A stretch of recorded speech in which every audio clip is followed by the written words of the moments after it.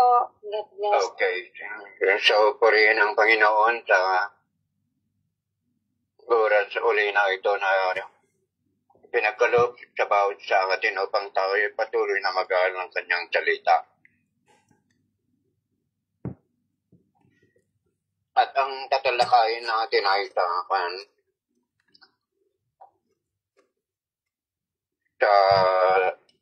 last chapter ng John, ready? John 21. Sa verse 15 hanggang 25, the last 10 verses ng chapter 21. Ito yung tinatawag na epilogue ng John. Pero mayroon tayong leksyon dito na mapapag-aralan na iniwanan ng ating Panginoon. Purihin ang Panginoon sapagkat naidugtong pa ang mga talatang ito sapagkat napakahalaga sa bawat siya sa atin na mga Kristiyano kaya mga anak ng Diyos o kaya mananampalataya na dapat nating malaman at mapag-aralan ito. Punta tayo sa John chapter 25 pagkatapos basahin muna natin bago natin ang tatalakayan.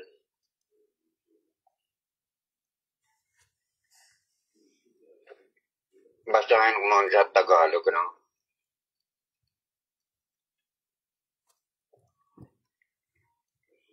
Pagkatapos, pagkakain nila sa verse 15, tinanong ni Jesus si Simon Pedro, Simon, anak ni Juan, iniibig mo ba ako ng higit sa mga ito? Opo, Panginoon, alam ninyong mahal ko kayo, tugon niya. Tinabi sa kanya ni Jesus, kung gayon, pakanin mo ang aking mga batang tupa. Muli siyang tinanong ni Jesus, Simon, anak ni Juan, iniibig mo ba ako?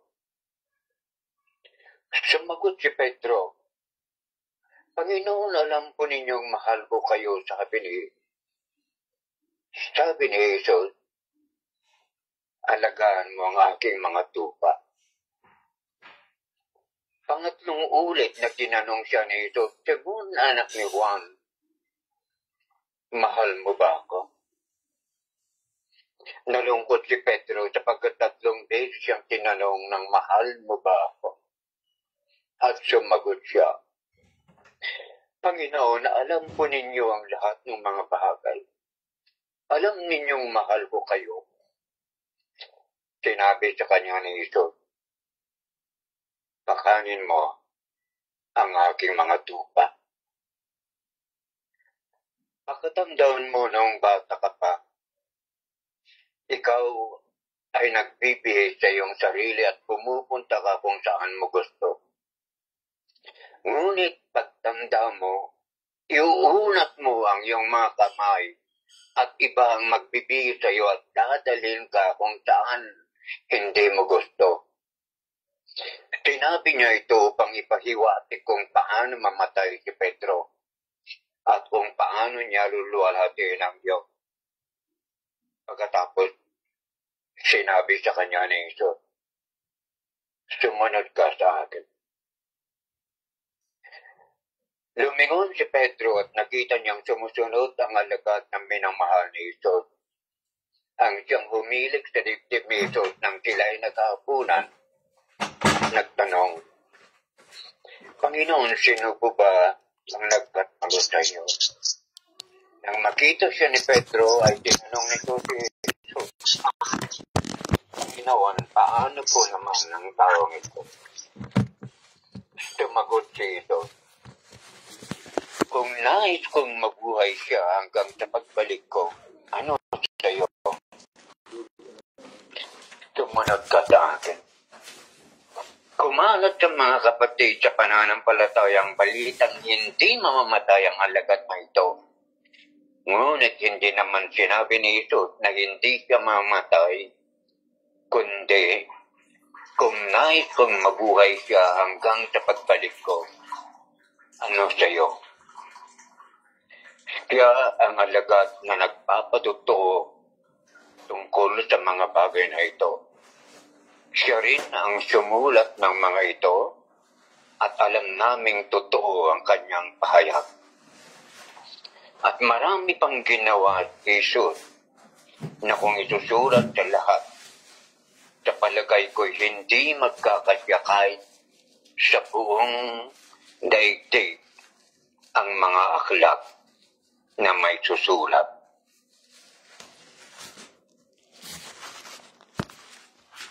Tayo manalangin, Panginoon. Maraming salamat sa mga talatang ito ng iyong salita. Tulad ng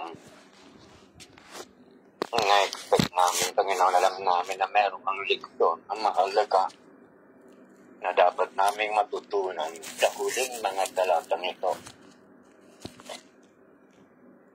Tulad sa pamagitan ng banal na Espiritu, dalangin namin na kung ano ang nais mong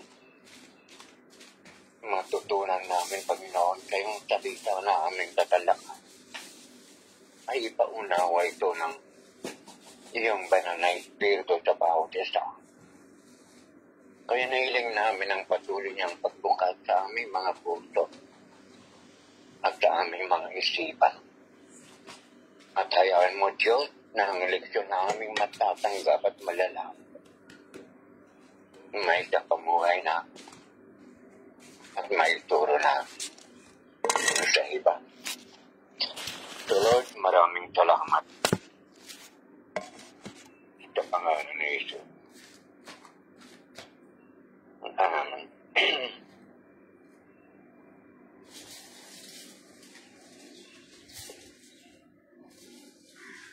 Mapapansin natin kung titignan natin sa sa mga Biblia ay caption o parang title dito sa ako na ito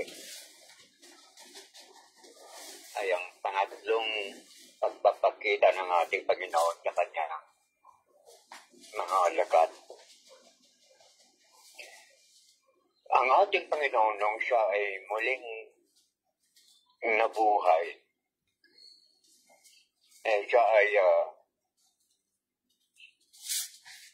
siya ay hindi kaagad umakyat doon sa langit o kaya sa kanyang pinagmulan. Kundi sa lupa ng 40 days, siya ay kumbaga nandito pa sa lupa na nagpapakita. Baka siguro sa loob ng 40 days na yun ay tao dito, kumbaga na may pakita na talaga ang Panginoon ay mayroong makakita sa kanya na magpapatotoo kay magiging witness na siya ay muling nabubuhay. At yun nga ang kumbaga sa sinulat ni Apostle Paul doon sa Corinthians, diba? Na siya ay nagpakita sa maraming mga tao sa kanyang mga alagad at sa iba't iba pa.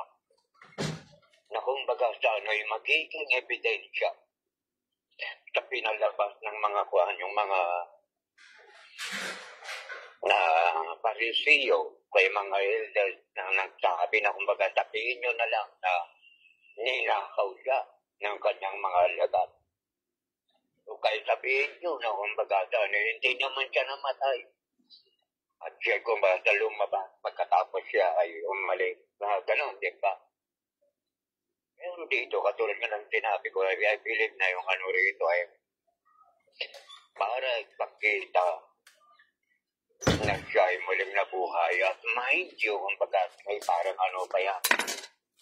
Nasa glorified body ang ating Panginoon sa Kristo.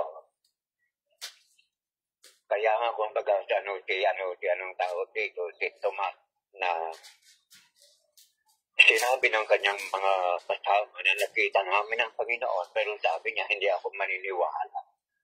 Yung say, kumbaga, ano yan. So, katulad ng sinabi ko, magpakita siya bilang ebidensya. At yun ano nangyari, kumbaga, si Tomas, nakasakasama pa niya ang Panginoon. Sabi niya,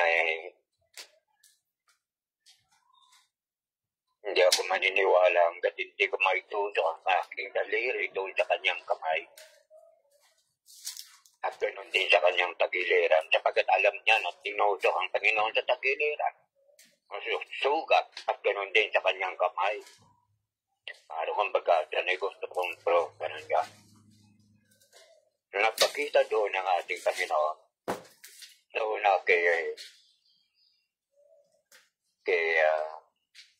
Marta pa yun, o kay Mary. Sinabi ng Panginoon kay Mary na, huwag mo akong hawakan. Pagkatapos ng pumunta ka, sa aking mga alagad at sabihin mo na ako'y aakyat. Sa aking ama, yun sa iyong ama.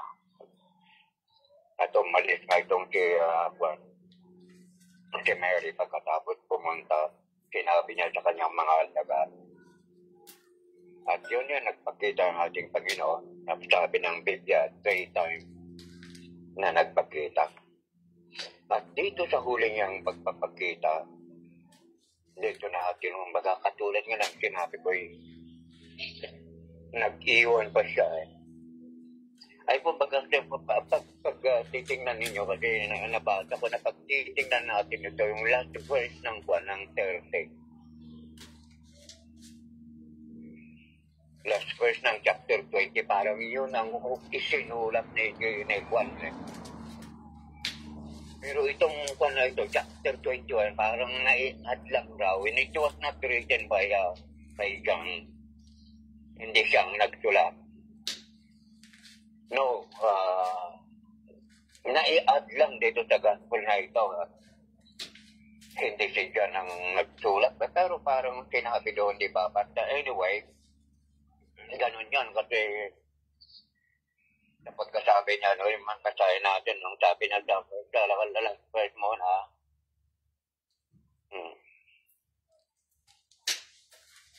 this is the disciple, tingnan natin sa Tagalog na, siya, na dito na lang sa verse 20, siya, sa verse 12 hanggang 24, siya ang alagad na nagpapatuto tungkol sa mga bagay na ito.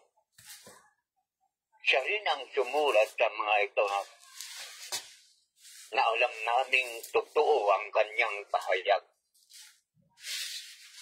At marami pang ginawa si Jesus na kung isulat lahat sa palagay ko hindi magkakasya. Ibig ko lang sabihin kung pagkakasya it is not the word or ang nagnanarit dito ay it is not John. Sapagkat ang first person nagsasalita at third person si na ito, si John. Kasi parang sinasabi ng Kuwan. Anyway, gano'n lang yan. Hindi naman mahalaga yun, basta Kuwan lang. So dito, pangatlong pagpapakita niya, nasabi. Pag mabasa natin ay kung pagkasa na si Jesus Christ ay yung mga alagad, na kasama ni Pedro, 6 sila, sabi rito sa verse 21, chapter 1. Na pagkatapos nito, muling nagpakita si Jesus sa mga alagad sa tainang lawa ng Tiberias.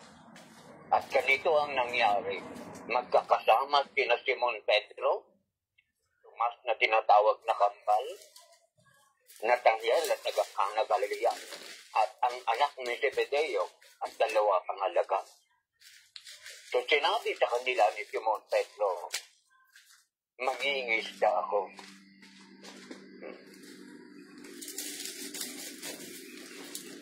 Okay? Kasi parang kumbaga nakita natin dito na kumbaga yung nandoon na sila sa lawa ng Siberia, dati silang tinatawag na kwanin. Dati silang mga fishermen yun ng kanyang trabaho. Na dapat kumbaga hihintay nila ang ating Panginoong Hesus Kristo. Sapagkat yan ang kanyang yung order na yun. Pero nandoon sila sa Galileo kaysa ng Siberia. Pagkatapos si Juan ay si Pedro ang nagsabi. Ano ang sinabi ni Pedro? Mangingisda ako.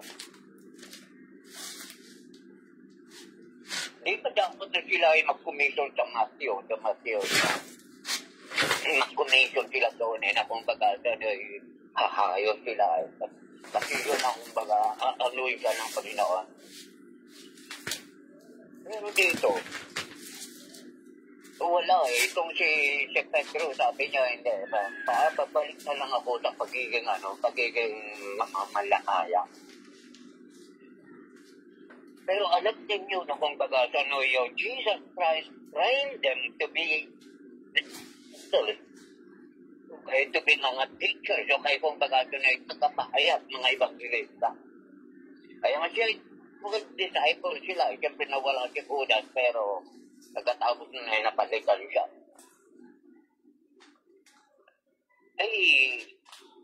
Pero itong si Judas ay sabi niya na buwan na lang, babalik na lang ako sa pagiging fisherman. Sinabi sa kanila ni Pedro, mangingisda ako. Ang problema, itong mga kasama niya na 5 ito, sabi, sasama kami. So, parang kumbaga ang nakuha nila rito, parang, siyempre, alam nila talaga na mayroon silang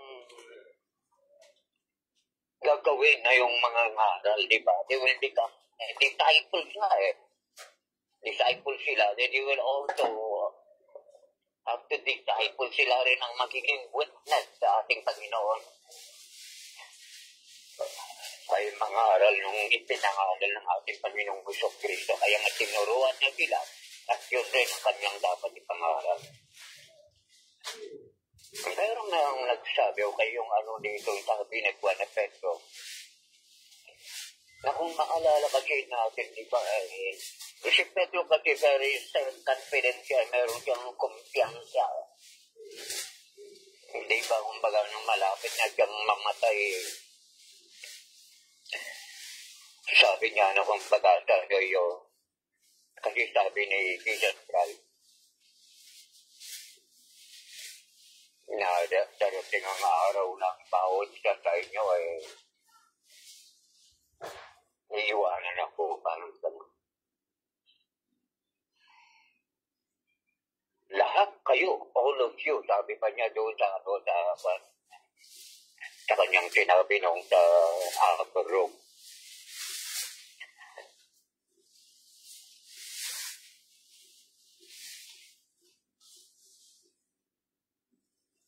Tingnan nga natin sa Luke 31 muna. Kasi yan mo natin ito Luke 23 verse 31. At ano na rin yan sa John chapter, I think something John chapter pa yan. Pero ito lang gusto kong basahin natin. Yung sinabi ni Juan para makita natin na talagang mayroon siyang Juan. Parang napaka-ano niya sa Panginoon. 23 verse 31. Where is that?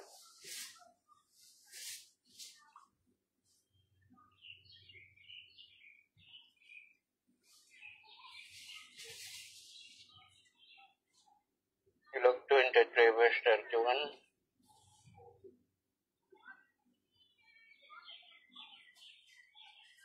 Hindi naman pala Luke 23. Tinan na lang natin sa John.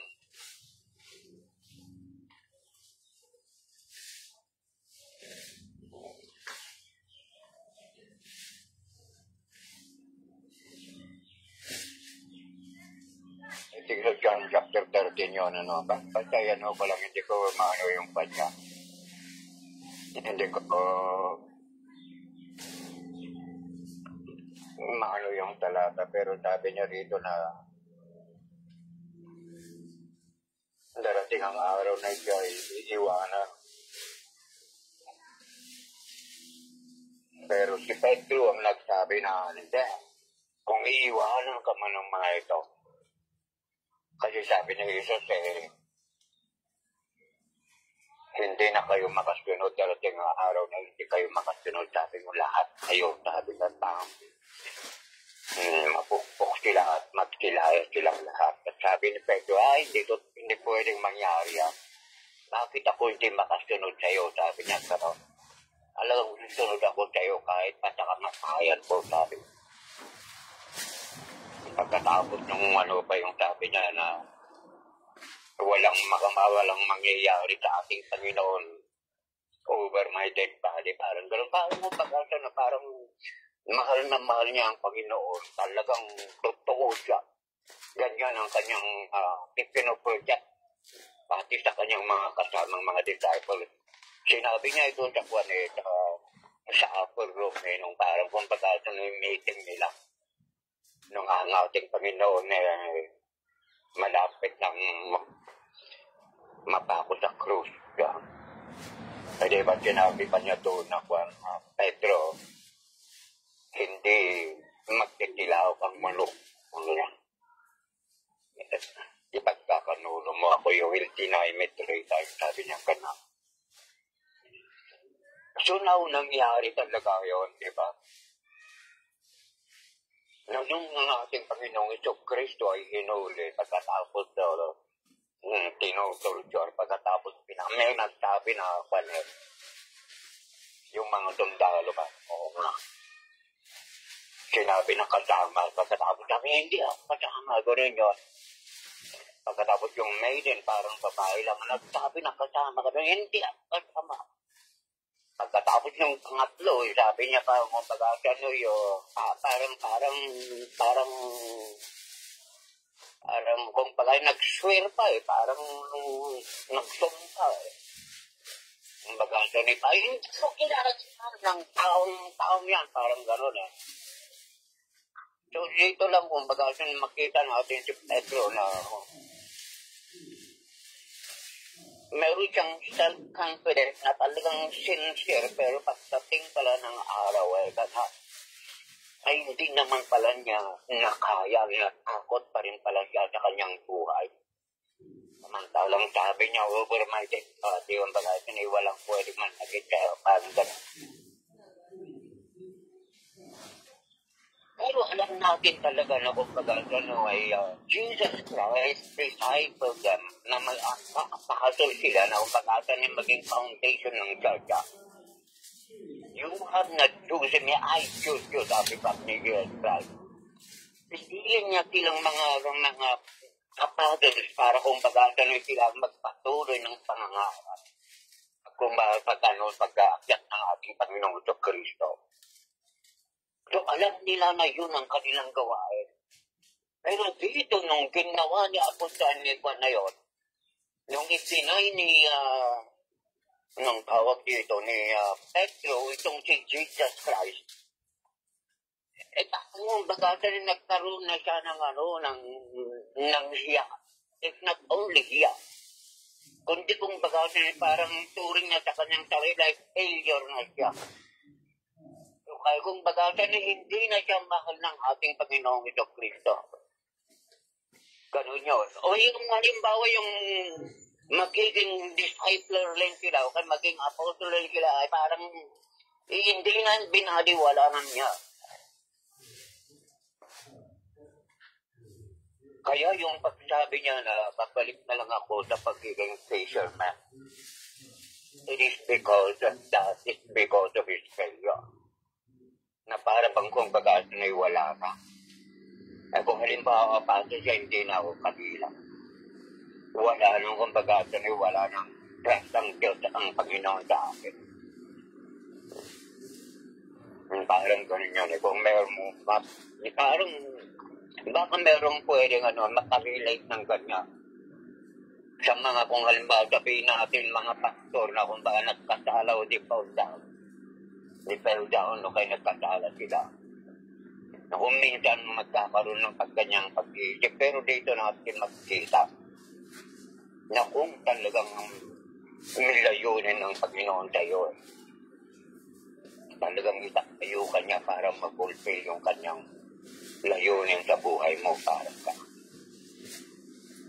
Eh si Apostol Pablo, sinabi niya nga, sinabi niya rin si Juan, before na kumbaga tinay niya ang Panginoon, sinabi ng Panginoon si Satanas, he will set you like that, parang lukuhin ka ni Satanas. Pero pag ikaw muliahin ako ng bait, malakasin mo ang mga kapatiran. So that was the plan of Jesus Christ. Hindi pa niya pinagkanduluan. Pero itong tikwan na, kung baga, wala na, sabi niya ganon. So punta tayo. Ang problema pa ay nadala ngayong magkataman ng mga apostol.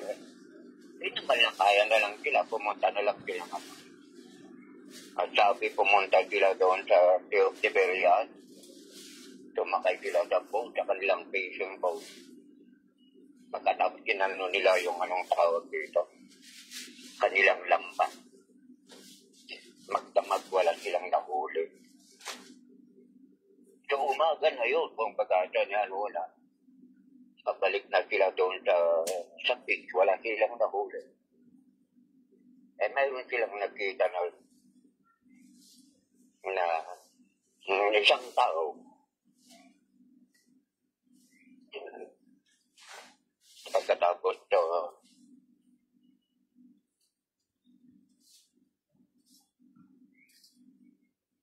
wala na yung may doon.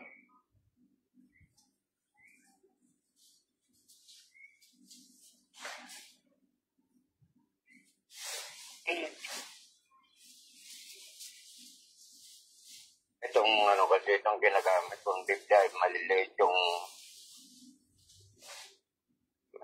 ang mga kwan na nahihirapan ng matawa na.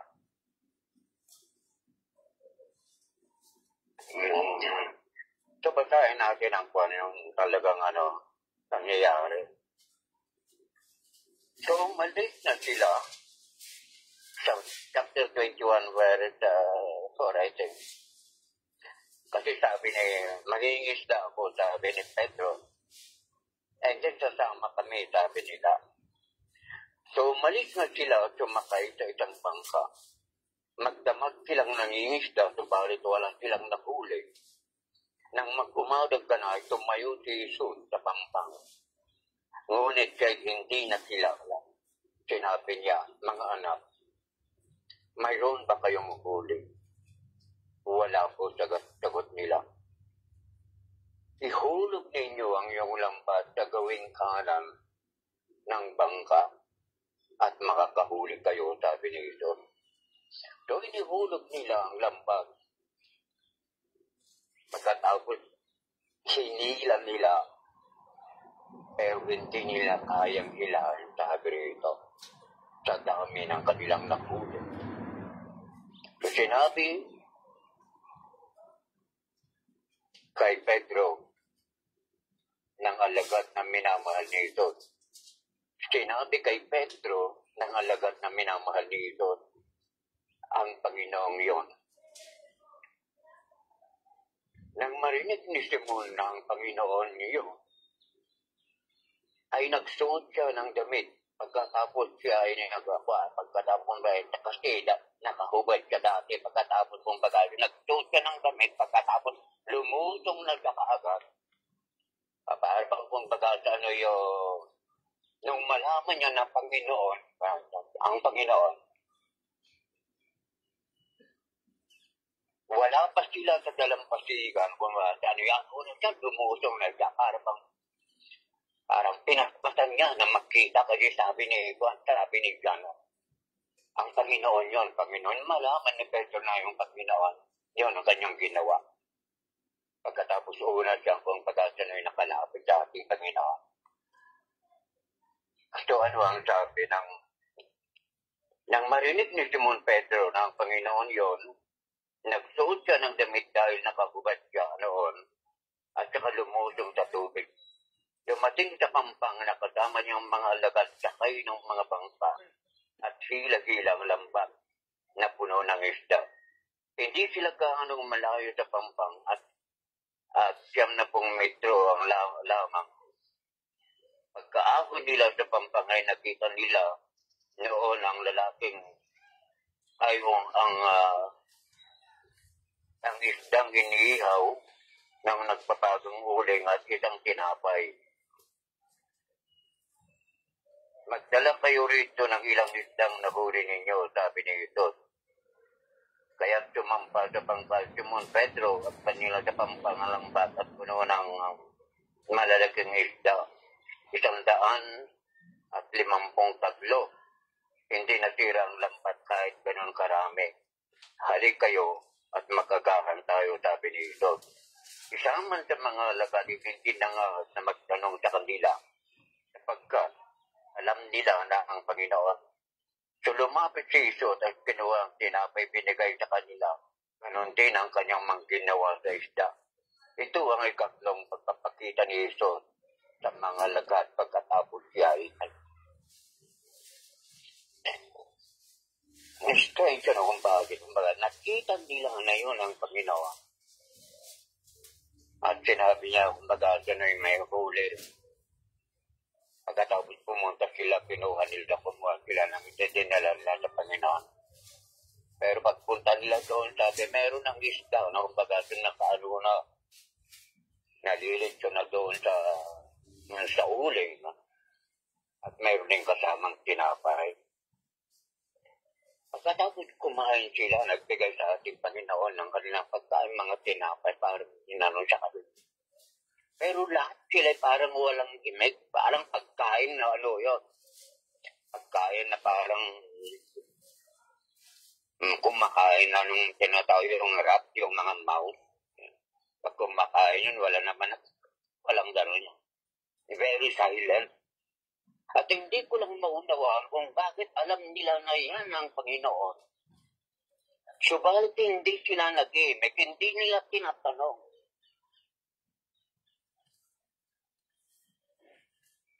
Bakit tayo? Kung ako naman, baka siguro kung baga sanay gano'n ninyo, na parang sinuhay nila kasi ang Panginoon, na dapat, hindi sila dapat mamalakay. They should be waiting for Jesus Christ. Parang disobedience ang kanilang ginawa. So I think that is one reason na kung pag-asa wala silang imig lahat. Walang nagtatanong. But they know that He is Jesus Christ. At katulad doon yung sinabi ko ng gano'n ngayon ng ating Panginoon, pagkatapos nilang nagkumagahan. Kasi katulad sinabi ko, magdamag sila doon sa morning na ay tinanong ni Jesus si Pedro. Sabi ni Jesus, Simon, anak ni Juan, iniibig mo ba ako?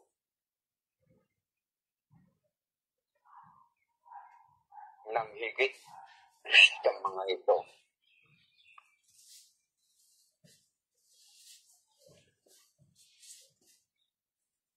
Do you love me more than this?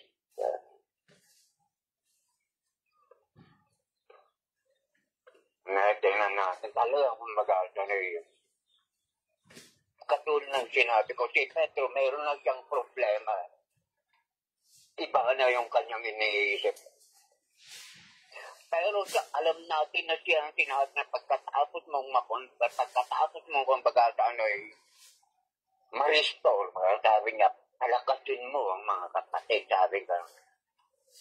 Hindi siguro na naalala ni Pedro yan. O kayo naalala niya, pero sa kanya nga ba, failure.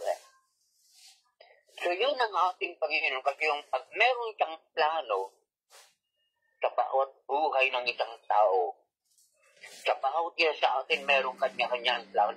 May makikita rin natin na mamaya gano'n. Talagang tutok pa rin niya yun. Yung si Pedro, wala na.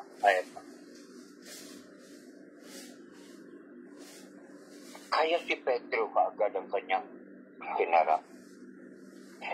Sapagat alam niya na si Pedro, kung baga niya na ngayon, meron siyang problema. Kanyang tinanong. Simon pa yung tinabi niya. Sipan. Sapagat dating pangalan niya yung Simon. Kaya lang pinalitan ng Simon small stone lang yan. Pero pinalitan ng ating Panginoon, bago pa ang ano na ito. Pinalitan niya ng Petra. O kaya yung sulit na malaki na tuna, gano'n niya. Ay kung baga yun, kasi yun ang turing niya kay Pedro. Kaya lang makita nga natin na kung baga siya nito, ano ito.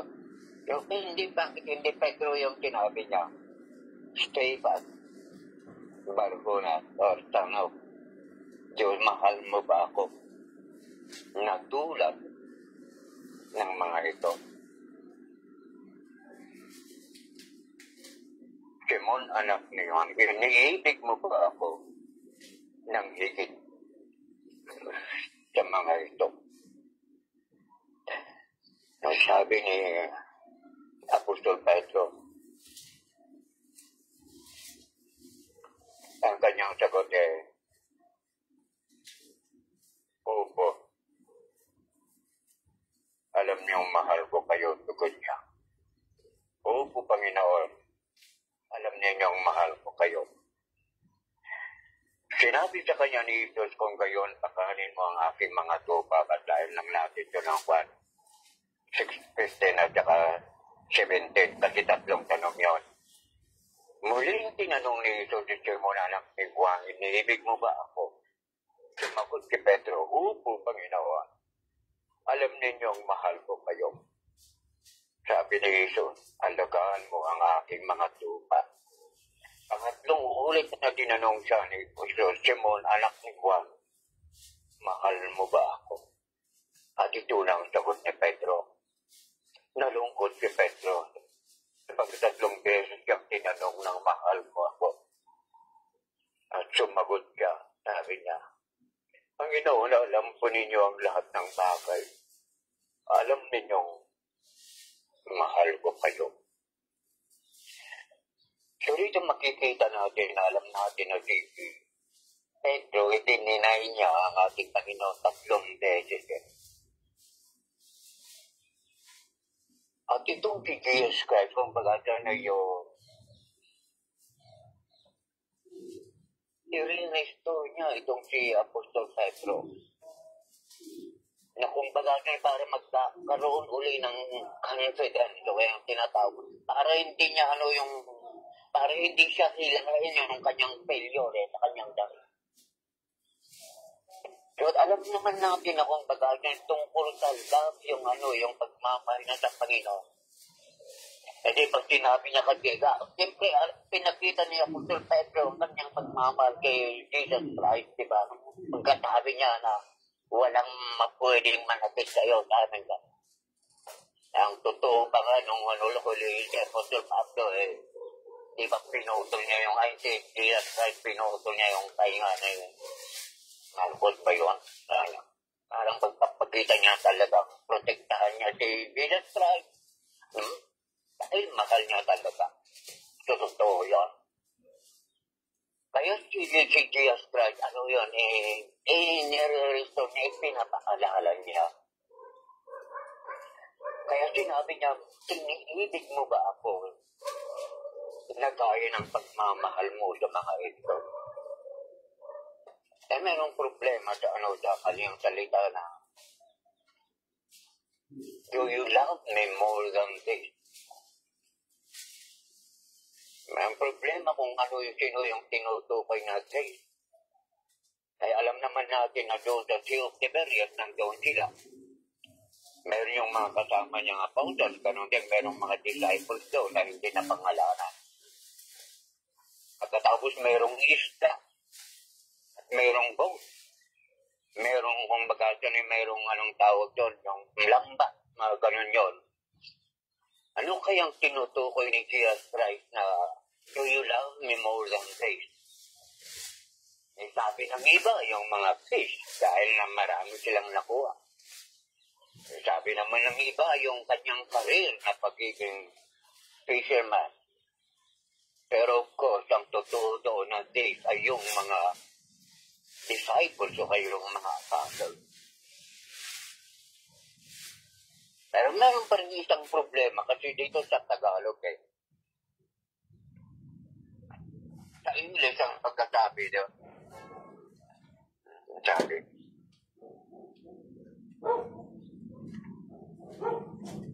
do you love me more than this? More than this. Meron kong bagata na meron pa rin nag-explain. Kaya kung bagata na parang nag-interpret na ganito raw ang interpret yan. Kung yung mga disciple na kasama nila, si John, kasi nandun si John de Pilapit yun. Si Thomas, kasama niya doon. Yun ang tinutukoy na date. Ang ibig raw sabihin niya po ni Jesus Christ pato kay Simon Son of Jonah, kay Son of John, do you love me more than this? Para ba kung bagas ka na, mahal mo ba ako nang masigit sa pagmamahal nila John, yung kanyang tinutukoy kasi yung nang masigit sa pagmamahal nila sa akin, parang ganun daw yun. Kasi, ang sabi na, it was not, hindi kasi direct kung ano talaga. Ang sinasabi niyang Panginoon na pagmamahal ni Pedro doon, kasama niyang mga alagad, ay masigit sa pagmamahal niya kay Kristo. O ang pagmamahal ng mga dito kay mga disciple kay Kristo ay masigit ang pagmamahal ni Pedro sa pagmamahal ni parang gawin niya. So, either way, kung pag-asa na parehas lang din naman yan ang importante lang dyan. Ano ni Jesus Christ kung talagang mahal ni Pedro siya. At alam ko na ipinapaalala niya talagang mahal na. Kaya sabi niya ang sagot niya Pedro sabi niya Oo, Panginoon, alam mo na mahal ko po kayo. Alam, you know, Lord, that I love you. Kaya lang, sa translation, ano raw dito, yung dalawang love yung tinutukoy dito Nung tinanong ni Jesus Christ si Pedro, do you love me more than this? Yung love na kanyang binanggit ay yung agape o kay agapao. Yung tinatawag na highest form of love. Yung divine love. Yung self-sacrificial love. Yung unconditional love. Ganon yun. Pero ang sagot ni Pedro, Opo, Panginoon, alam ko that I phileo you. Ang sagot niya ay phileo. Nang ibig sabihin ng phileo, parang hindi siya a brotherly love. It is not. At alam ko na kung bagata niya, yun ang itinagot niya Kapagkat kung bagata niya, parang hindi totoo na kung sasabihin niya na aga pero pagmamahal niya sa Panginoon. Kasi na ano siya kung bagata na ikuan di ba nag-fail Hindi naman ang conditional pagmamahal niya, hindi sacrificial Kundi kung bagata niya, mahal kita, basta lang kung bagata niya, hindi ako masaktan parang gano'n yun So yun ang kanyang sagot. So, Peleo ang sagot niya Sa pangalawa, ganun din. Pero sabi ng Panginoon, feed my sheep. O kaya, feed my lamb. Lamb pa yung sinabi niya, maliit na tupa. Pangalawa, ganun din ang sinabi niya, kay mo na, do you love me more than this? Ganon din ang sagot ni Pedro. Pero, dapat nating pansinin na agape rin yung sinabi ni Jesus Christ na love doon. Pero ang sagot ni Pedro ay phileo pa rin. Siyempre, kung ako man rin, yun talagang ganon din ang sabihin ko. Kasi yun ang pagmamahal na naipakita ko. And then, pangatlo, si Jesus Christ na yung nagsabi, parehas na phileo na. Simon, son of Jonah, do you love me? Phileo na nung ginamit yung sa third na kung bagal tanong niya. Na ano na itong si Pedro. Ito na kung bagal pa. Sabi na lungkot na si Pedro, dapat 3 beses na yan, sinagot eh. Pero sa kanila, of course, alam nila na kung baga, kasi Grego sila, Grego ang salita nila doon eh.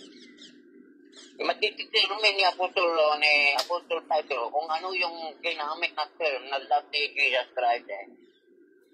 Of course, nagalang ko, nakagap ako. Pero sa pangalawa, alam niya na phileo. Siyempre narinig na sa phileo rin ang sagot niya. Hindi ko alam kung bakit nagkaroon, bakit rin nalungkot na siya sa pagkatatlong days siyang tinanong kung mahal mo ba ako. Kasi sumagot na siya. Hindi na niya kung baga, hindi niya na sinabi na phileo. Sabi pa Panginoon, alam kong alam mong lahat ng mga bagay. At alam mo na mahal mo ako, mahal kita. Sabi niya, hindi niya kung bakit naging humble na siya. At alam niya na kung ano yung pinagmahal ni Juan doon na kumbaga sa kanyang denial, it is not the highest form of love. Kaya ang sabi yun ng Panginoon, ay hindi ako tupad. Si Jesus Christ na yung talagang sinabihan niya ng totoo eh. You know everything. At alam mo, mahal ko kayo, hindi ako nagsinungaling sabi niya. Kasi totoo naman eh. Totoo na si Pedro, mahal niya talaga ang ating Panginoon. It is true. Yun pa rin ang sabi niya. Eh kaya nga lang, hindi niya maamin.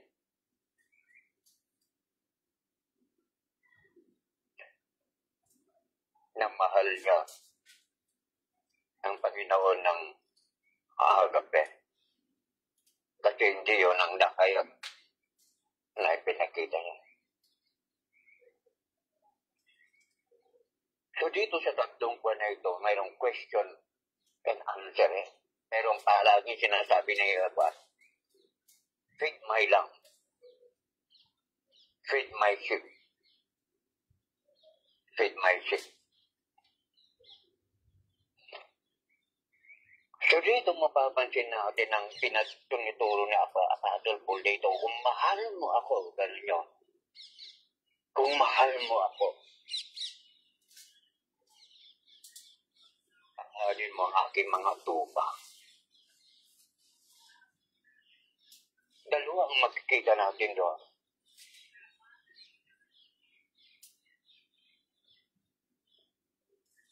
If you say that you love me, kaya di ba ang sinabi na ang Panginoon, sinabi ng Panginoon na, kasi sabi ng mga lagado at mga disciple, kailan namin kita nakita na sorry na, at hindi ka namin tinanggap, kailan ka namin nakita na nagkasakit, at hindi namin ginamot, kailan ka na nabilang ko, at hindi na hindi ka namin tinalaw, walang sagot ng Panginoon. kung ano ang ginawa ninyo sa mga maliliit ng mga tao ito, sabi gano'n, ginawa nyo sa akin. Kasi dito makikita natin ang kwan dito, ang leksyon na kwan. Makita natin dito ay pag-ibig sa Panginoon ang unang-una na dapat sa isang born again o kaya servant o kaya mga apostle na dapat unang-una na meron sa atin. Mahal natin ang Diyos.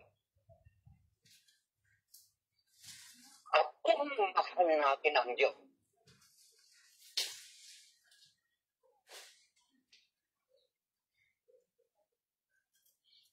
kaya ang pagmamahal natin sa Diyos, sa pagmamahalin natin sa kanyang mga tupa na ating nakikita. Kasi ang Panginoon, how can we express our love to God? I told the Lord Jesus Christ, gusto kong baga sa anong tawag doon, nung nandito pa siya sa lupa, pero ang alis na siya, ito, how can you prove you love me? Sabi niya, sabihin mo sa kanila, I will go to the Father, who's your Father. Ama ko, pero ama nyo rin, sabi gano'n yun. Kung wala na siya, kumbaga, paano natin may papakita? Kaya yung sinabi niya, if you really love me, or if you love me, and then faith, may lang, ipakita mo sa mga nakikitang tao.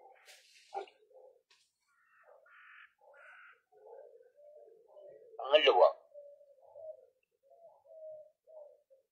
yung expression natin sa anong tawag dito, kung gusto natin ipakita na mahal natin ang Diyos, o kaya minamahal natin ang Diyos, ng totoo unconditional, o kaya agape, sabi niya gano'n Pakita natin yan. Kasi pag minahal mo yung kanyang mga tupa, kung kapwa mo Kristiyano, o kaya maging mga tao, doon mo ipinapakita na mahal mo ng totoo ang ating Panginoong Kristo.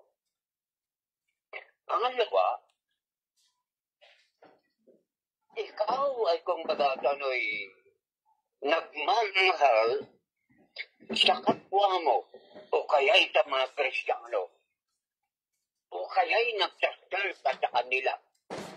Pinapakita mo ang pagmamahal mo, pinapakain mo sila yung tinatawag na kanya. Salita ng Panginoon. Of course, yung feed my lamb, kainin sila ng salita.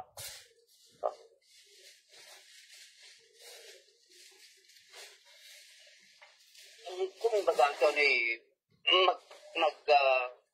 kaya nga sinabi, it is love that constraineth us. Ibig sabihin, yung pagmamahal mo sa Diyos, dapat na source o kaya ang dapat na dahilan kung bakit ka naglilingkod sa kapwa mo tao.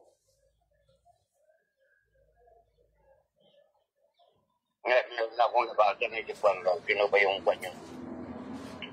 Isang evangelista, si Hudson, hindi ko lang alam yung first name niya. Hudson Taylor yata yan, like that. Lagi pumunta sa China. Naging missionary doon sa China. Tapos umuwi siya sa kanilang church. Siyempre may sending church siya Katulad nyo halimbawa, pag mayroon pa yung kanya, mag-send kayo ng missionary, kayo yung mga sending church yan. So bumalik siya doon, pagkatapos siya ay mag-speaker. Pero sabi ng pastor, ang kanyang introduction, ito si Hudson Taylor, na siya ay nag-mission sa China sapagkat mahal niya yung mga Chinese.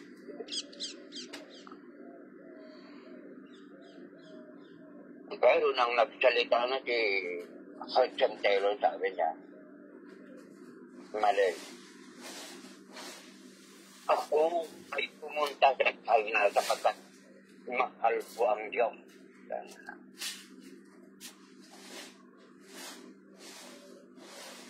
So, ibig sabihin, ang ating mga pagsaserve, it must be sapagkat mahal natin ang Diyos. It must be the love of God that is driving us. So, ang ibig sabihin niyan, hindi tayo, kumbaga, hindi tayo maglilingkod. At ang nag-force na maglingkod tayo ay dahil sa pera. Dahil sa fight. Dahil sa halog. Dahil sa twildo. Dahil sa kung kakaroon. Kaya sinabi ni ko na, love talaga. Kasi pag love sa Panginoon na ang conditional yun at saka sacrificial sacrificial love yun. That is why Jesus Christ, the Son of God, because He loved the world. Sacrificial love ang ginawa niya sa ating Panginoon sa Kristo na kanyang gustong na anak, that is agape. Yun kung bagasyon hindi dahil sa mahal niya at ang driving force niya ko doon. Sabi niya yung Panginoon dahil mahal niya ang Panginoon. Pero marami sa mga pastor ngayon kung bagasyon hindi na ganyan. Maglilingkod na sila sa ibang kuwan. May iba ang driving force nila. Pero dito makikita natin. Ay makita natin talaga kung ang pagmamahal ni Kristo ang nagkukulay sa atin para maglingkod. Kung pag-atin ay that is already sacrificial. Para bang meron tinatawag na blessing yan. Okay? Meron mang ano yan. Ay talagang confident, hindi ka magkukwit. Sapagkat yung pagmamahal mo yun sa ating Panginoong Kristo, it will be something that is sacrificial. So kung sila Pedro na ito, kaya yung sinabi na ni Pedro sa kanyang yung tapos na umakyat ng ating Panginoon, si Pedro talaga sinulat na yan na kayong mga leader, kayong mga pastor, alagaan ninyong mga tupa. Hindi sa luxury, hindi sa ganito, hindi sa ibang mga bagay na ganyan-ganyan. Tingnan natin yung anong tawag dyan. Sa 1 Peter chapter 5.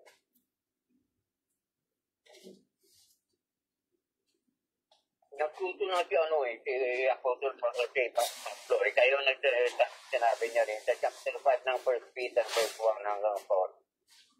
The angel who are among you, I am a fellow elder and a witness of the sufferings of Jesus Christ. Also partaker of the glory that will be revealed. The love of God, which is among you, serving as noble service, not by compulsion willingly, not by dishonest gain eagerly, not by being drawn over them, not by being drawn over those that was entrusted to you, being example to the flock. Yan yun Ibig sabihin kong pag-alyan ang ano mo talaga, ang kung mapaglilingkod mo ay dahil mahal mo ang Panginoon. Kaya yun ang sinabi ng ating Panginoon sa Kristo. You love me, Peter. Sabi ni Peter, yes. Ang sabi nga, feed my mountain. Kung pakita mo yung pagmamahal mo talaga sa akin, kung talagang mahal mo, ganyan na. Yung feed by lang, pag simple, siya doon, pagpapahayag na yung kanyang pagmamahal sa Diyos. At una din natin, sabi na mahal ko ang Diyos, mahal ko ang Diyos. Ay, yung sabi ni Moody, si Moody ba ang nagsabi doon na spiritually okay pa, for panalangin, for worship, pero kwan. Pero earthly no good. Ibig sabihin wala kang paglilingkod. Kung mahal mo ang Panginoon, hindi ka kung basta lang kanya na nananalangin, magiging anong tawag doon, permitan niyo ka. You sinasabi nga, spiritually good ka, spiritually okay ka, but earthly no good ka. Bakit kasi pinapakita mong pagmamahal mo sa Panginoon, pero ang sabi ng Panginoon, you love me, you pray my lang, you do something, you serve. Parang ganun yun eh. Kaya nakikita natin kung baga yung mga simbahan lang, Bible lang. Pero wala naman silang tingnan kung baga, kaya wala naman silang ginagawa sa mga kwa na yun. Nag-i-spiritual lang ko siya, ganyan. Kahit ka ng linggo ka ng gano'n yan, so kanyang tungkol na ito kung pagpapakita, pagpapahayag nila ang pagmamahal. So yung anong pagmamahal sa kapwa. It must be balance. Because worshiping God is showing your love to God. But that is not only how you show your love. Kaya nga sinabi, you cannot say that you are walking with love. You cannot say that you are walking with God, but you hate other people. You cannot say that you love God, but you hate the people. So ito yung kumbaga makita natin dito. Kaya nga sinabi ko na napakahalaga para malaman natin na yung pagmamahal sa Panginoon, hindi natin maipakayag sa kanila, sa Diyos.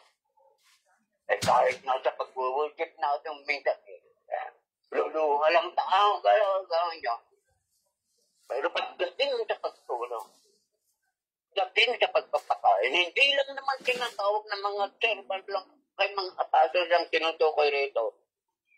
Siyang Panginoon nang uusap na sa bawat isa sa atin kung ano ang dapat natin gawin. You love me. And if you know that I love you, you know that. Sasabihin na ng Panginoon sa atin, serve my lang. Oh, serve my people. Do something. Kaya kung baga, parang di ba magkita natin na hypocrite? Ang tawag sa mga kumbaga palagi sa church lang raw nandoon. Sa Bible study, mga ganyan.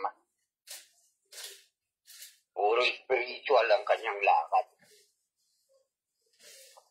Magkaayos, magdamit ng maayos. Kaya yan. Sabihin mo na lang na hindi gumagawa ng kasalanan. Puro spiritual, puro panalangin, puro ano yan. Parang dati, hypocrisy. Kasi ang sabi ng Panginoon sa what is the greatest commandment? Yeah. It is to love your God with all your heart, with all your soul. And your neighbor as to love yourself. Yan yung commandment eh. What is commandment? Commandment dapat gawin ng isang tao. Kaya dito, katulad sinabi ko, I think that is what is itinuturo ni Jesus Christ dito sa tatlong tanong na ito. If you want to show your love, or if you really love me, love my people. And if you love my people, dahil mahal mo ako. Yung pagmamahal lang talagang driving force. Kaya nga sinabi ko na si Hodjan Taylor sinabi niya ng mali. Hindi ako pumunta nag-mission sa China dahil mahal ko ang mga Chinese. Pumunta ako doon dahil mahal ko ang doon. Dapat kong nakalin sila. Ganun yun. So ngayon si Apostol ko na si Pedro.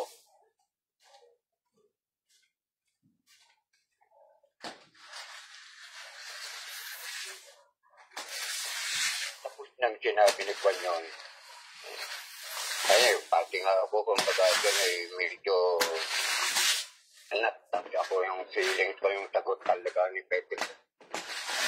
Alam ko na kung baga talagang pagpakumak ko. Oy, alam mo na mahal kita, hindi ako nagsisinungaling tayo. Pero pag nakita ni Ikwan, hindi naman nakita kasi alam nga ng Panginoon ang kwan eh.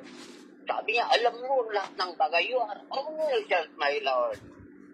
Bakit kasi lang, tulong mo yan lang yung delta, parang gano'n siya na Kaya doon, of course, doon makita rin natin na naamin ni Apostol Pedro na si Jesus Christ talaga isang siyang Diyos.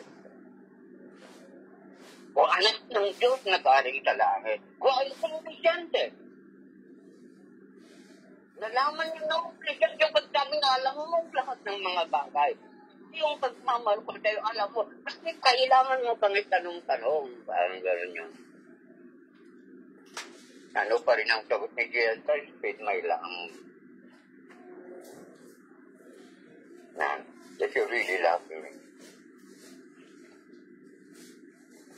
faith may lang. So, punta tayo sa verse 19.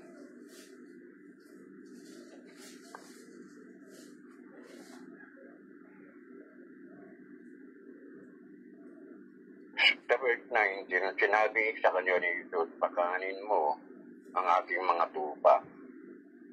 Sa 18 pala. Pakatandaan mo, noong bata ka pa, ikaw nagbibihis ng iyong sarili at pumupunta ka kung saan mo gusto.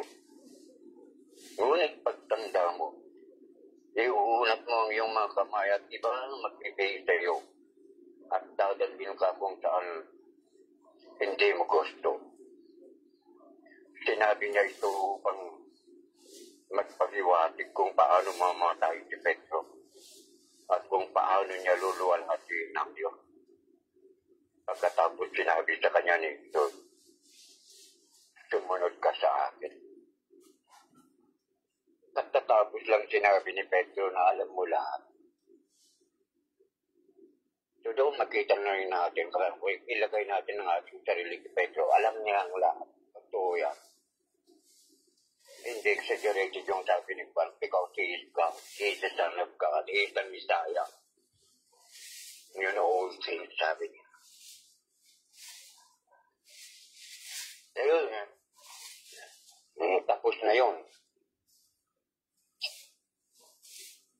Pagkatapos sila na maaaring tumayo na sila kasi dati nandun sila, they were around the charcoal. Parang nag-bonfire lang. Of course, nag-bonfire pero kanya. Ang mga gayon eh. And then, bakit siguro umalis na sila, tumayo na sila. Pero bago ba sila siguro tumayo at lumakad. Sinabi na ni Jesus Christ ito. Sabi niya, pagkatandaan mo, nung bata ka pa, sabi ka nun, hindi nagawa mo kahit anong gusto mong gawin. Pero nung tumanda ka na, iuunat mo na yung kamay, sabi ka na pagkatapos eh. Diba nang magbibigay sa'yo, pagkatapos dadalhin ka na kung saan ka dalhin. At sinabi rin nung tumulat dito sa buwan na ito na ang kanyang tinutukoy ay kung paano i-glorify ng first day. Pagkatapos, sa verse na sinabi ko ito upang may paghiwatig kung paano mamatay si Pedro at kung paano niya luluwalhatiin ng Diyos. Pagkatapos sinabi sa kanya ni Jesus, sumunod ka sa akin. Dito makita natin si Peter, maasin si Peter, itinay niya si Jesus Christ sapagkat ayaw niyang masaktan niya, ayaw niyang mamatay, ayaw niya rin mapako eh. Kasi dahil sa takot, kasi inuuli. Wala naman silang nagawa. Kahit na kumbaga natanggal na lang yung panayan, pero nahuli talaga si Jesus Christ, di ba? At nakita niya na baka na torture o kaya nasaktan na gano'n. Ayan, pagbuhat niya na sa cross. Pagkatapos niya nakita nila si Juan, nakakita na identified si Peter kaya kasama mo yan, yung ganyan. Hindi niya na yan. Tatlong beses na dinahil. Bakit niya itininay?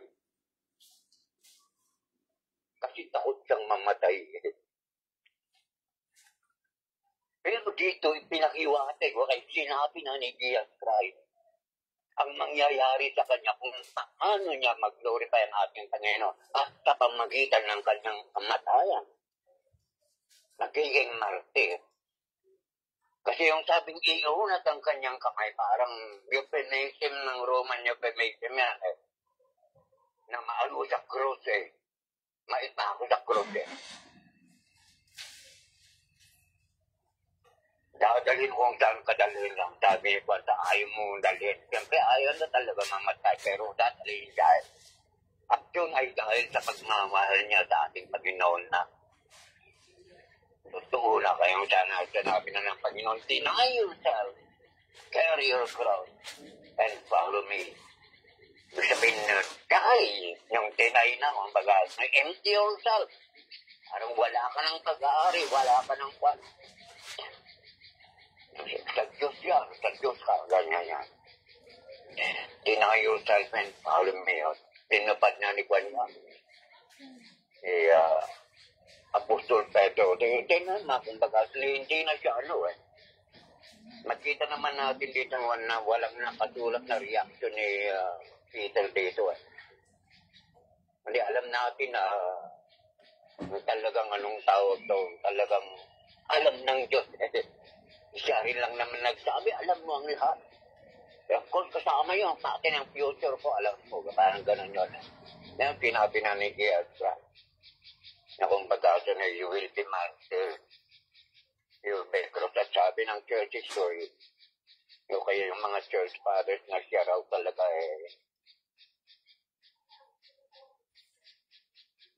pinatay na parang sa cross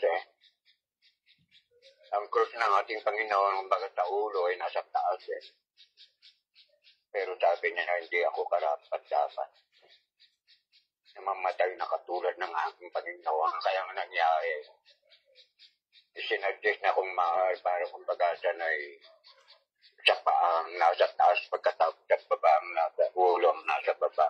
So, hindi pa natin yun, hindi pa dumating yun. Kaya lang kung bagasan ay totoo ang nangyari. Totoo yung sinabi ni Ito.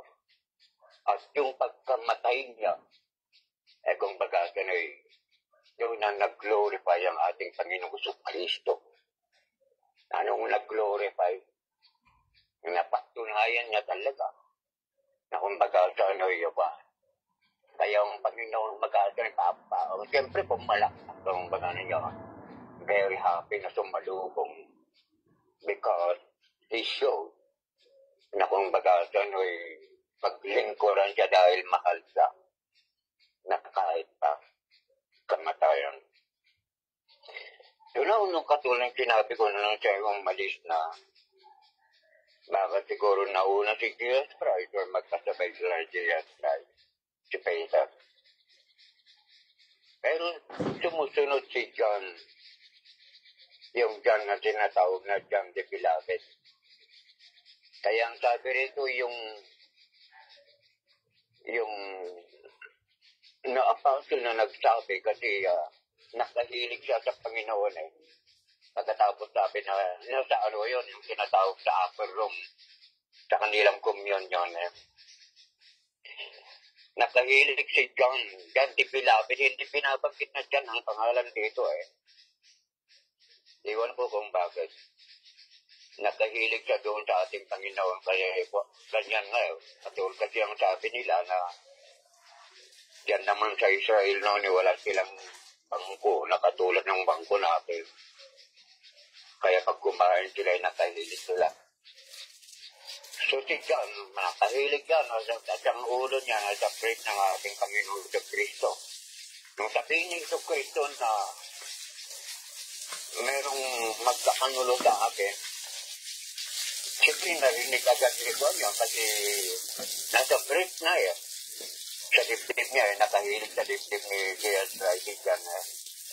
Kaya siya nagtanong sa Panginoon, sino ba ang kanya? So yun ang narrative dito na nabasa natin, basahin natin, di ba?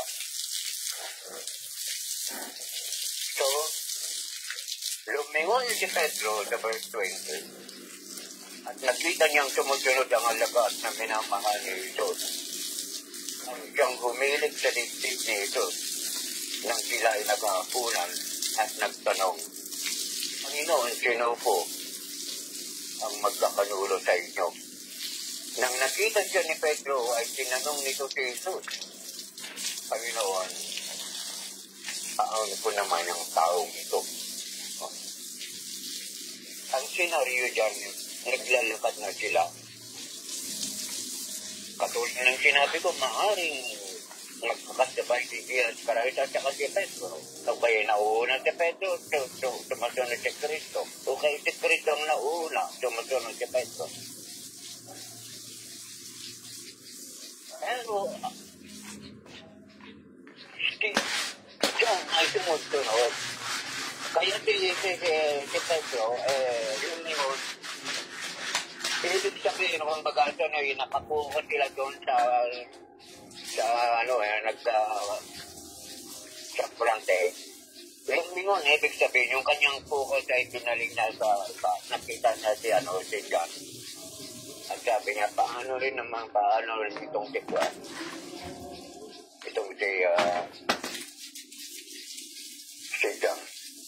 Ano rin ang mangyayari sa kanya?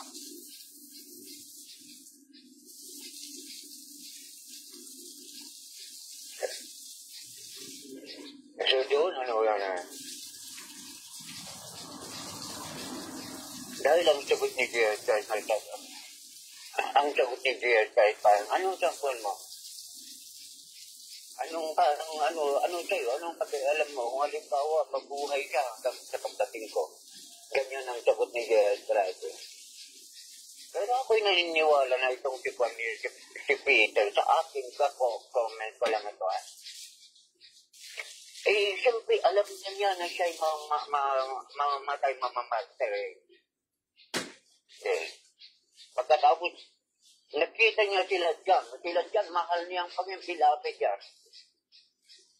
Panginoon, na kumbaga na pagkatapos, hindi nilayang ating Panginoon ito Cristo. So, ang sa ating isip, dapat siguro ang gusto lang tanong naman ni Pedro bakang gusto lang niyang malaman kung okay maging kahinatnan yung kanyang mga kasama na hindi naman sila nagkasala. Okay, ano rin ang mangyayari sa kanilang buhay sapagkat ako ay mamamatay, nakukulot ako at mamamatay ako. Ano naman itong si John? Nakatulad ng sinabi ko, ang alam ko kuha niya dito hindi naman zero siguro. Hindi siya nagsisilaw. Kundi gusto lang niyang malaman, baka siguro, katulad nga ng sabi ko, na ano ba mas okay ba ang magiging lagay nila? O mamamatay rin nilang katulad ng maging kamatayan ko. So, kaya parang ganun yun. So, I think yung mga information na gusto niyang malaman.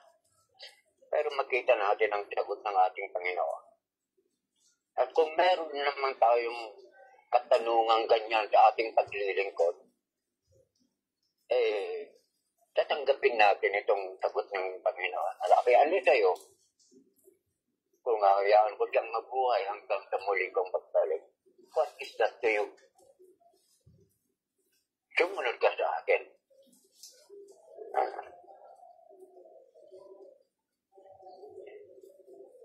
Sa totoo naman ang alam kong pinapagkita doon kung pagkakasa na iba. Basta tayo susunod lang.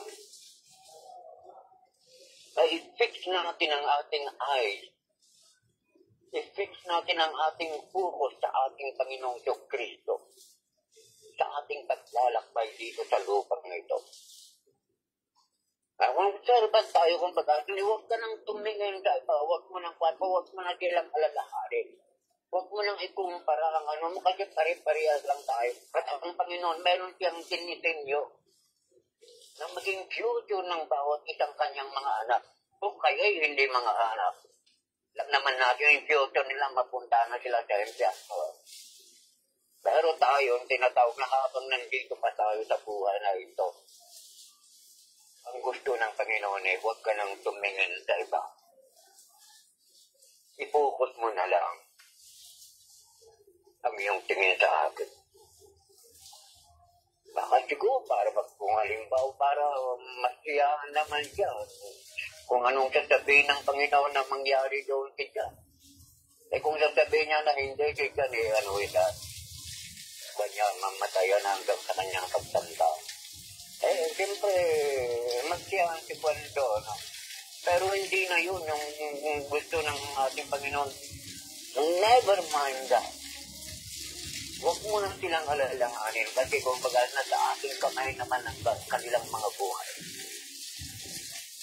Eh kung ano yung winano ko sa iyo, yun na lang. Ang gawin mo, tumingin ka ang focus ay sa akin. Tsaka tulong parang ganun din yan. Kaya meron nga sa Hebrew, fix our eyes unto Jesus, the author and finisher of our faith. Ang ganun yan eh. Kasi hindi naman masama yung tanong ni Jesus ni Apostol Pedro.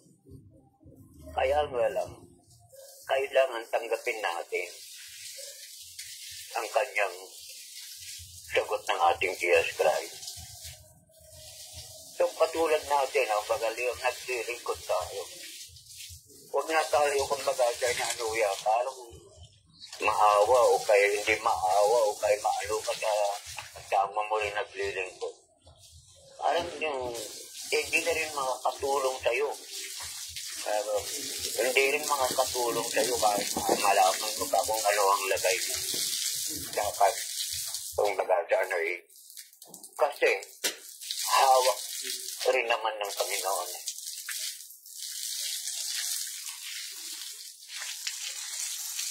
Kung minsan tayo, kaya kung minsan, yung sinasabi lang siguro ni Juan dyan,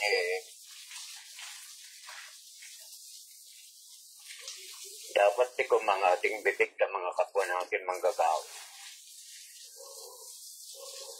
Kung minsan ginag-judge na natin sila. Pag mayroong manggagawa na mali na yung kanyang ginagawa, sinasabi na natin na yan, mapunta sa buwan yan. Kayo hindi Kristiyano yan, no? Kaya ano yan. Alam ko na yun siguro lang pinapaiwas sa atin ng ating Panginoon.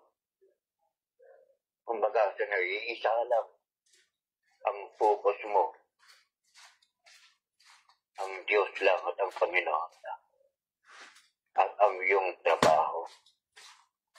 Do not mind. Nakakayang sinabi ng alumni. Basta sunod ka lang sa akin. Pangalawan. Huwag mong ibaling ang iyong paningin sa iba. Paningin sa iba. Baga ka na matipalot ka. Anong sumunod? Sumusunod ka nga naman parang nag-aararo, di ba? Sabi rin ni Matthew, na yung nag-aararo, hindi makakarating sa ano yan. Hindi magiging suwid ang ano niya kung patingin-tingin siya sa left and right niya. I think that is also the point of Jesus Christ. Kasi kung minsan pag tayo tumingin na sa ibang buwan yan, sabihin natin, magkakasala na tayo doon kung anong sasabihin natin eh. Pag-isip tayo na kung ano eh. Di ba? Pati lang yung pag-iisip, pagkakasalan na yun.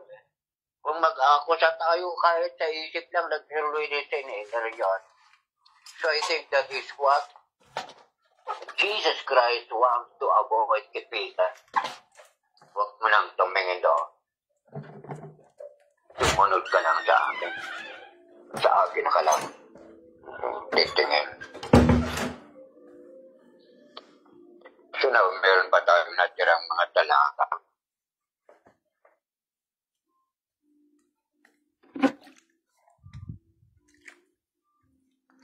verse 19, sinabi niya ito upang ipaliwanag kung paano mamamatay si Pedro at kung paano niya luwalhatiin ang Diyos. Pagkatapos sinabi sa kanya, sumunod ka sa akin. Lumingon si Pedro at nakita niyang tumutuloy ng alagad. Minamahal ni Jesus ang siyang humiling sa dibdib ni Jesus at sila ay magkapunan. At nagtanong, Panginoon, sino po ang magkakanulad sa iyo? Nang makita siya ni Pedro at tinanong nito si Jesus, Panginoon, paano po naman ang tao nito? Sumagot si Jesus, kung nais kong mabuhay siya hanggang sa pagbalik ko, ano sa iyo?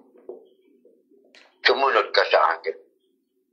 Kumalat sa mga kapatid ang kapatid sa pananampalatayang balitang hindi mamamatay ang alagad na ito. Ito dyan. Ngunit hindi naman sinabi ni Jesus na hindi siya mamamatay. Kundi kung nais kong mabuhay siya hanggang sa pagbalik ko, ano sa iyo? Siya ang marasa na misinterpret yung sinabi ng Panginoon na ano sa iyo kung halimbawa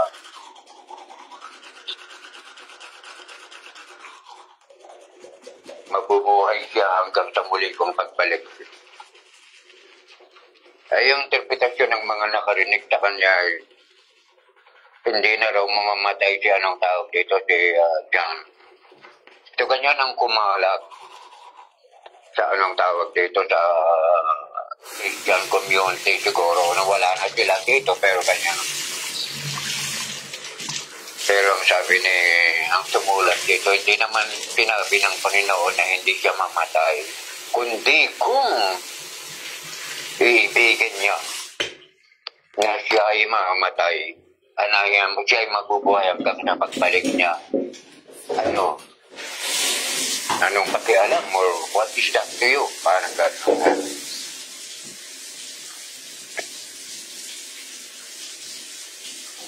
Pagkatapos, sa verse 24, siya ang alagad na nagpatutuo tungkol sa mga bagay na ito. Siya rin ang sumulat ng mga ito at alam naming totoo ang kanyang pahayag. At marami pang ginawa dito na kung isusulat lahat, sa palagay ko'y hindi magkakasya kahit sa buong daigdig ang mga aklat na naisulat. Of course, kung pag-asa na parang ano ito, parang kung pag-asa na isipin mo ba naman, parang sinasabi niyang tumulat dito si John. Yung isinulat ni John na yung mga bakal. Kasi sinabi rin, katulad ng sinabi ko, first person ang nagsasalita dito eh. Third person si John eh. So, paano kanyan? So, no problem yan. Ang ibig ko lang sabihin, parang sinasabi rin ni para rin sa last verse ng chapter 20 na sinabi na ito'y nasulat. Ang lahat ng mga bagay na nasulat dito, sabi niya, parang sapat niya. Para malaman ninyo na si Kristo ang anak ng Diyos at ang sasampalataya sa Kanya ay maliligtas. So parang ganito rin yung sinabi. Kaya lang sabi niya, marami pang ginawa si Iso Kristo. Na kung isulat lahat at ilagay sa libro, at may sa libro, kulang pa ang mundong ito na ay ilulugar. Yung pag-asunod at is exaggeration, pero parang hyperbole yun. Ang alam ko lang na meaning na tapat na yung naisulat. Ganun yun. Mayroon mga ibang religion dyan na pinapalabas na nila na alam nila yung hindi na isulat ni Jesus, manilang ginagawa pagkatapos Ang proof nila, ito yung sinabi ni Jesus, ginawa ni Jesus, so kayo sinabi ni Jesus na hindi natala. Nalaman namin, parang ganun yun. So parang pang-twist rin yun. Pandaya. So yan ang natin, nakita natin sa John chapter 21. Tatlong bagay uli-ulitin ko. Ang leksyon na talagang kwan dito. Mahalin natin ang Diyos. Sinabi ko yan, di ba, sa what is the greatest commandment? Tanong yun ng disciples. We must love God with all our heart, with all our mind and soul. Pagkatapos, isang pagpapahayag natin ang ating pagmamahal sa ating Panginoong Jesucristo kasi hindi siya tangible. Hindi katulad ng mga tao na kung baga sila nakakawakan lang. Meron silang pangangailangan. Meron silang tulong na dapat kung baga na ipakita. Kaya ko sinabi na kung pagkasan hindi lang ang mga Kristiyano, they must not only be spiritually good. Spiritually okay. They must not spend all the time by pretending to be spiritual. Religious, very religious. Hindi yan pagpapakita ng pagmamahal sa Diyos. Kasi ang sabi, do you love me? You will. By feeding my lamb for my people. My lamb, yung sabi ni Jesus Christ, sa Kanya na. Kaya kung ginagawa natin, minamahal natin yung sa Kanya, minamahal din natin siya.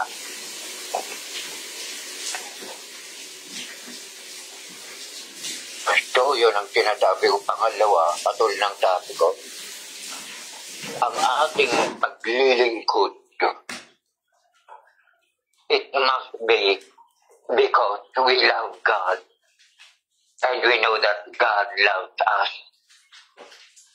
Alam mo ba yung sinabi ni Apostle Paul na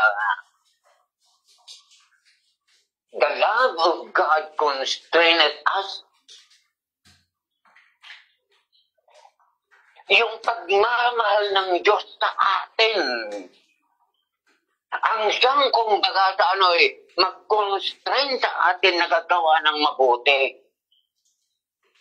Constrain us to love also. Yung kanyang pagmapapabang kumbaga sa magulang, di ba?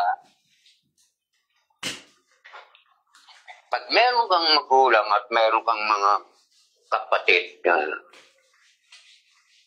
yung pagmamahal ng iyong ina sa'yo, ano yung pagmamahal niya? Mabuti ang pagmamahal, mabuti ang kanyang ginagawa. Yun rin ang kumbaga sa tumutulak sa'yo para mahalin mo yung kapatid mo. Kaya yung love of God constrained us, hindi yung pagmamahal natin sa Diyos. But yung pagmamahal ng Diyos sa atin, yun ang nagko-constrain o kaya driving force na tayo gagawa. That is why if you don't have the love of God, hindi ka mahal ng Diyos, you cannot do anything na mabuti. And you cannot serve God. Pagpastor ka, wala ang pagmamahal ng Diyos sa'yo. Siyempre, magpapastor ka na, pero hindi para sa Kanya. Parang ganun yun. At saka pangatlo, ang focus natin ay sa ating Panginoong Jesucristo.